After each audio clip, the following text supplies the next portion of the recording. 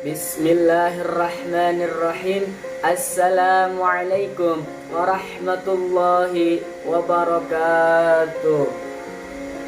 Alhamdulillahi rabbil alamin, wabihi nasta'in wa ala umuri dunya waddin, wassalatu wassalamu ala asrafil anbiya wal mursalin wa ala alihi wa sahbihi ajma'in. Rabbi shrah li sadri wa yassir li amri wahlul 'uqdatam min lisani yafqahu qawli. Amma ba'du.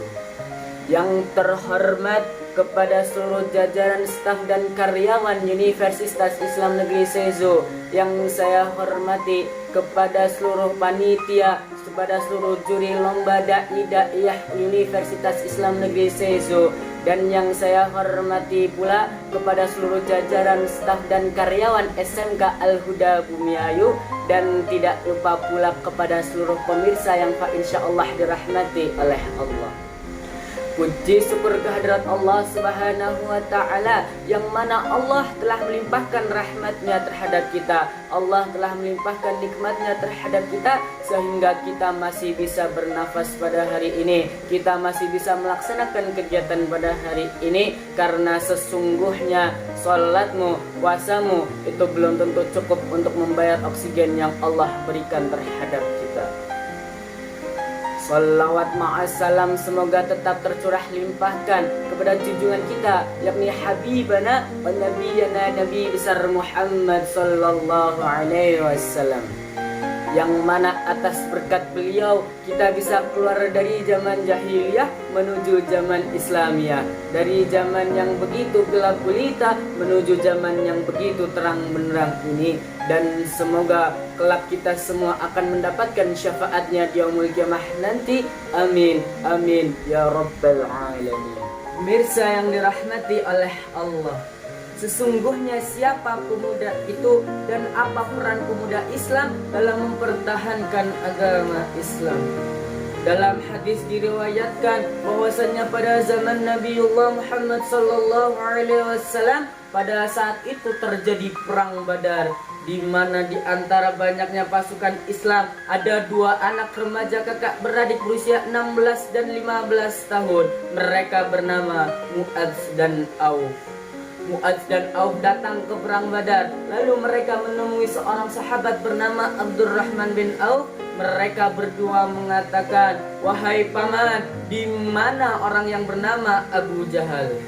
Lalu Abdurrahman bin Auf pun menjawab, "Wahai anak muda, ada apa engkau ingin menemui Abu Jahal?"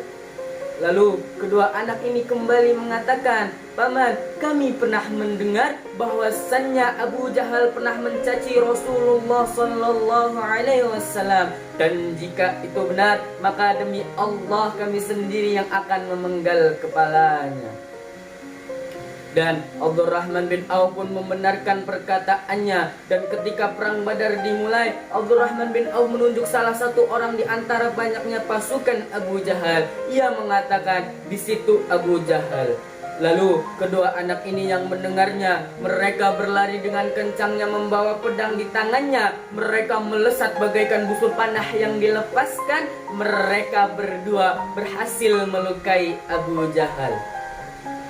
Namun naas, saking banyaknya pasukan Abu Jahal, mereka berdua tidak mampu untuk melawan semuanya, dan mereka mati syahid di situ. Sebagaimana Allah Subhanahu wa taala berfirman, "A'udzubillahi minasyaitonir rajim.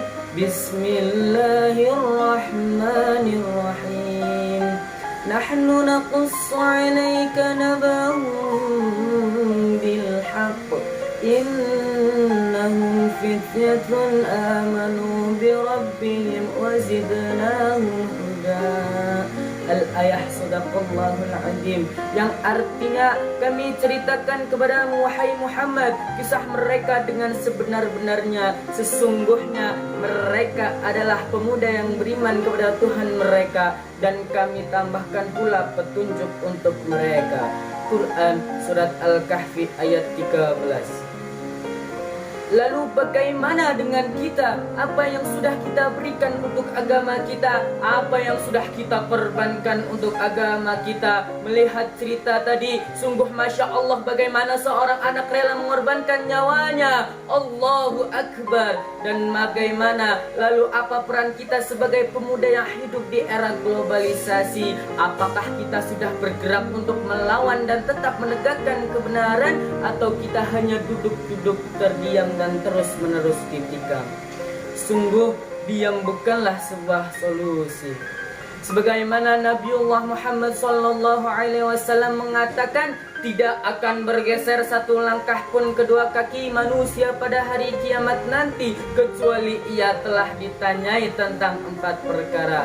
Yang pertama, tentang umurnya, dihabiskan untuk apa? Yang kedua, tentang masa mudanya, dipergunakan untuk apa? Yang ketiga, tentang hartanya, diperoleh dari mana dan diperbelanjakan apa saja. Dan yang terakhir adalah tentang ilmunya, apakah dia sudah berhasil mengamalkannya. Kita sebagai pemuda yang hidup di era globalisasi tidak boleh tergerus oleh arus globalisasi. Kita harus menjadi pemuda yang beriman, pemuda yang mampu membedakan mana yang benar dan mana yang salah.